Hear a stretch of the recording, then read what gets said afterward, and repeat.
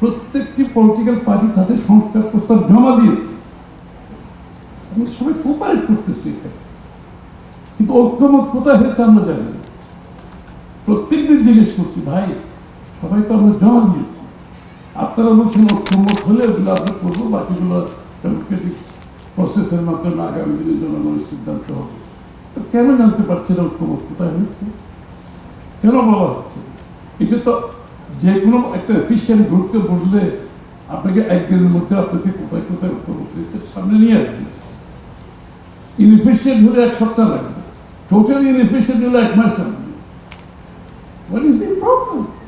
ঐক্যমত হয়েছে কোথায় বলতে অসুবিধা কি? এটা বললে কি সব শেষ হয়ে যাবে? সামথিং ইজ গোয়িং রং। কেন বলতে পারতেছে না? আমরা তো জানি কোথায় কোথায় ঐক্যমত হয়েছে, না বললেও আমরা জানি। আর যেখানে ঐক্যমত হবে না, nobody has business to impose on the nation. Nobody. At the end of the day, এটা গণতান্ত্রিক প্রসেসের মাধ্যমে আপনাকে সংস্কার করতে হবে। ইভেন যেগুলো ঐক্যমত হয়েছে আমাকে তো পার্লামেন্টে নিতে হবে।